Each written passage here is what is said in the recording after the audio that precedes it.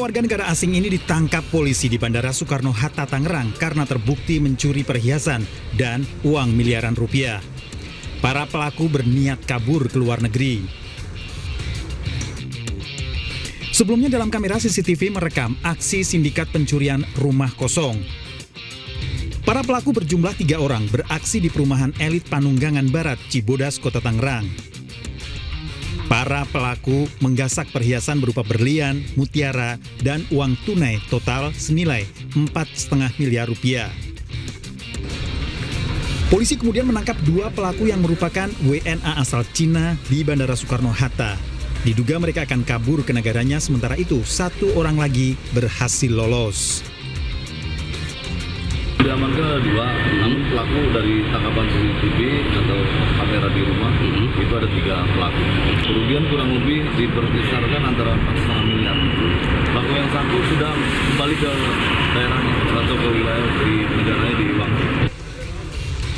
Kini para pelaku dijerat dengan pasal tentang pencurian dengan pemberatan dengan ancaman hukuman maksimal 7 tahun penjara. Polisi kini berkoordinasi dengan Kedutaan Besar Cina untuk mencari pelaku lain yang buron. Dari Tangerang, Banten, Hasnugara iNews melaporkan.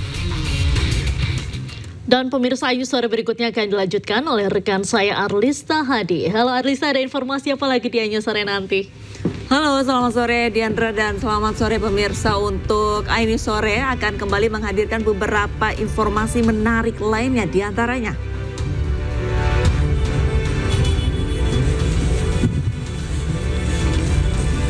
aksi unjuk rasa terjadi di Mako Polsek Sumber Polresta Cirebon, Jawa Barat dan kantor DPRD Nusa Tenggara Barat.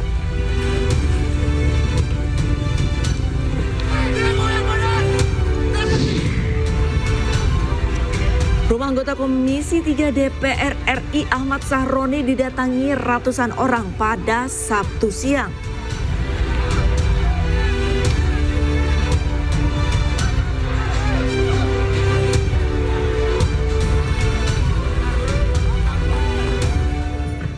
Pemirsa, ribuan driver ojek online bersama TNI Polri di Surabaya, Jawa Timur menggelar aksi doa bersama dan menyalakan 1000 lilin untuk mendiang Afan Kurniawan. Sementara itu di Tuban, Jawa Timur, ratusan driver ojek online memadati pintu masuk Mapolres Tuban. Mereka berorasi sambil menyalakan ratusan lilin di tangan. Supaya diterima oleh Allah Subhanahu dan dihadirkan sholat ikhlas 3 kali. Ila hadratin Nabi Mustafa. Ribuan driver ojek online bersama Polda Jawa Timur dan Pangdam 5 Brawijaya menggelar aksi doa bersama dan menyalakan ribuan lilin di lapangan Mapolda Jatim pada Jumat malam. Dalam orasinya, driver ojol meminta agar polisi melakukan penanganan secara humanis terhadap demonstran agar peristiwa tewasnya Afan Kurniawan tidak kembali terulang. Mengamankan pendemo secara humanis, Pak. Sementara itu, Kapolda Jawa Timur Irjen Pol Nanang Afianto menyatakan peristiwa yang menimpa Afan Kurniawan akan menjadi koreksi bagi kepolisian. Ini adalah suatu ungkapan keprihatinan dan bela sungkawa. Dan tadi juga terjadi diskusi interaksi dengan kami pada saat kita sudah melaksanakan komunikasi dengan bagus, semuanya akan berjalan dengan baik-baik saja. Dan ini pun juga merupakan suatu koreksi juga buat kami juga di dalam ke depan dalam penanganan demo pun juga akan bisa lebih sesuai dengan SOP yang ada. Kapolda Jatim juga meminta agar setiap aksi demonstrasi agar dilaksanakan secara damai tanpa adanya anarkisme dan merusak fasilitas umum maupun aset negara.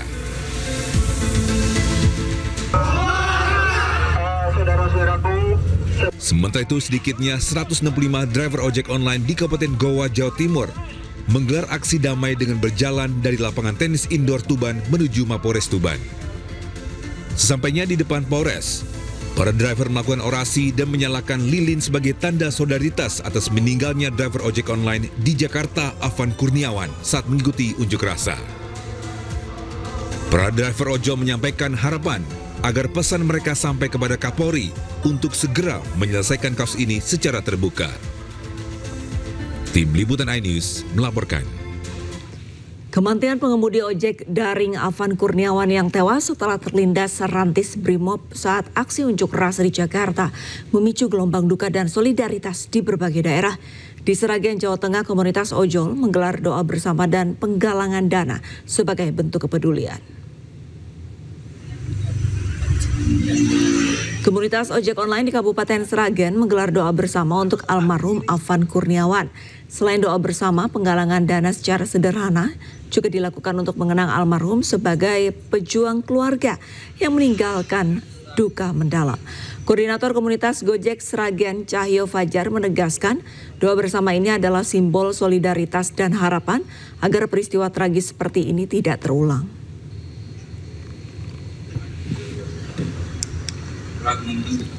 Presiden Prabowo Subianto mendatangi rumah duka almarhum Afan Kurniawan Jumat malam. Di rumah duka, Prabowo menyampaikan bela sungkawa secara langsung kepada keluarga korban.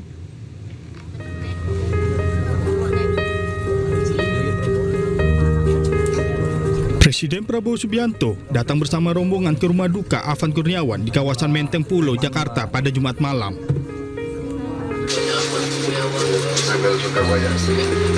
Di rumah duka, Presiden langsung bertemu dengan orang tua korban dan menyampaikan bela sungkawa yang sedalam-dalamnya.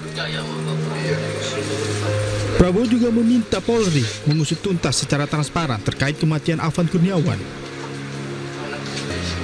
Dalam kesempatan itu, Presiden Prabowo juga memberikan sejumlah bantuan sebagai bentuk keprihatinan atas peristiwa yang menimpa Afan. Hal ini disampaikan oleh Wakil Menteri Desa dan Pembangunan Daerah Tertinggal, Rizal Patria, yang juga turut hadir ke rumah duka bersama rombongan Presiden Prabowo.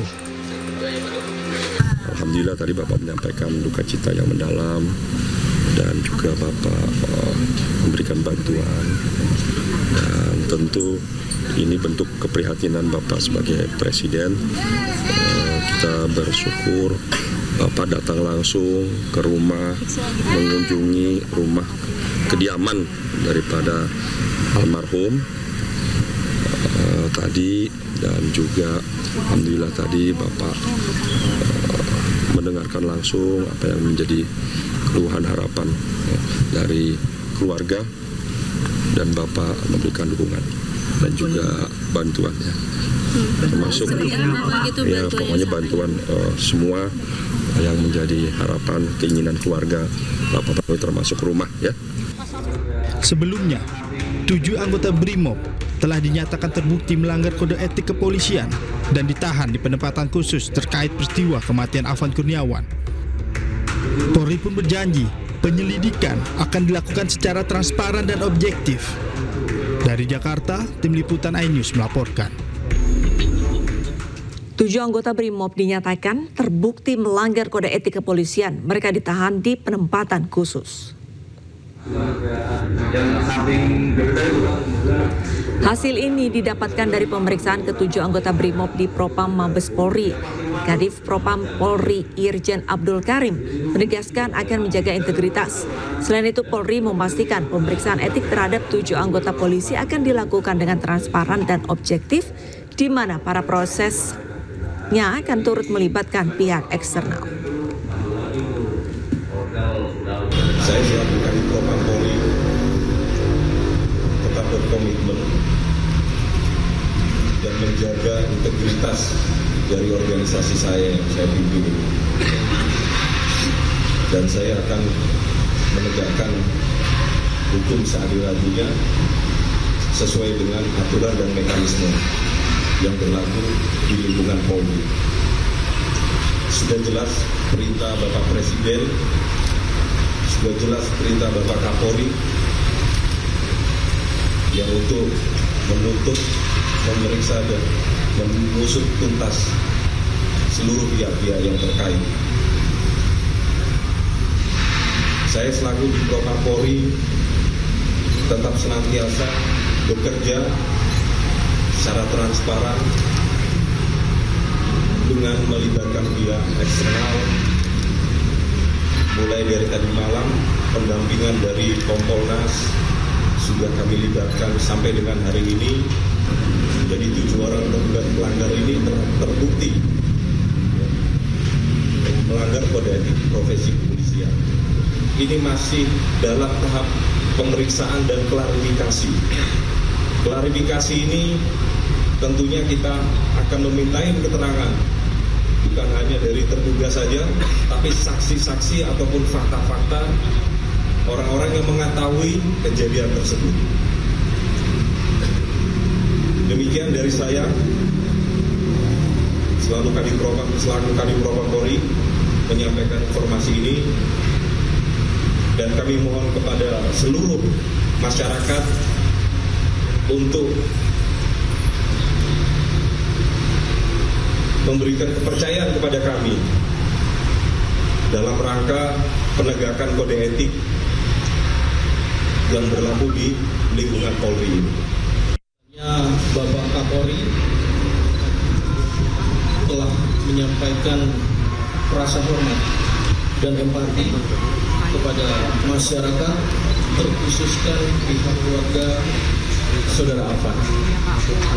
Dalam hal ini telah bertemu dengan ayahanda, kemudian juga memberikan komitmen untuk menindaklanjuti peristiwa yang terjadi terhadap Saudara Afan dengan memerintahkan Kadipropam Polri untuk dilakukan tindakan-tindakan dengan segera dalam rangka memberikan akuntabilitas dan transparansi Polri, berkomitmen memberikan perlindungan terhadap korban dan keluarga korban. Proses ini telah berjalan, termasuk melakukan evaluasi, sehingga ini dapat menjadi pembelajaran khusus bagi Polri sesuai dengan amanat Undang-Undang Nomor 2 Tahun 2002 tentang Polri. Polri selaku institusi pelindung masyarakat dan institusi pemelihara keamanan dan ketertiban masyarakat. Polri akan terbuka dan tentu Polri berduka bersama seluruh masyarakat, maka akan bersikap prosedural dan proporsional dan berkomitmen untuk transparan serta memperbaiki diri sehingga langkah-langkah evaluasi serta analisa akan menjadikan Polri progresif. Jelang kualifikasi Piala Asia U23, skuad Garuda Muda mendapatkan tambahan pemain baru yakni Mauro Gisra. Aili Sore akan segera kembali.